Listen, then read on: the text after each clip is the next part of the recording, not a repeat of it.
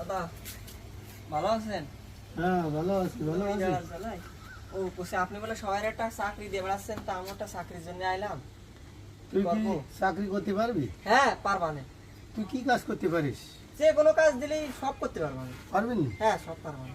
আমার কাছে চাকরি করতে গেলে আগে তোর প্রধানত আমি তোরে ডাকলি আর সালাম দিতে হবে কিন্তু আমাকে। হ্যাঁ এ কোনো ব্যাপার, সালাম তো সবাই দিই। কারণ কি একজন বসের সবসময় সম্মান করাটাই আগে চাকরির প্রধান লক্ষণ। তা তুই কি খামারে কাজ করতে পারবি না দোকানে কাজ করতে পারবি? একটা দিলেই হচ্ছে। পারবি নি? হ্যাঁ একটা দিলেই। বুঝে সুঝে দেখ কিন্তু। আর সালাম কিন্তু আমার ডাকে সালাম দেওয়া লাগবে আর তোমার, এটা কিন্তু মাথায় রাখতে হবে তোমার। ঠিক আছে। ঠিক আছে, তাহলে তুমি কালকের থেকে জয়েন করো। ঠিক আছে, আচ্ছা ঠিক আছে। কালকের থেকে সকালের থেকে জয়েন করে নে। ঠিক আছে। টেনশন করো না। চলে গেলাম। আচ্ছা ঠিক আছে, যাও। আচ্ছা। নতুন ওই ছেলেটা গেল ওখানে, নাম কি যেন হুলুক গুলুক।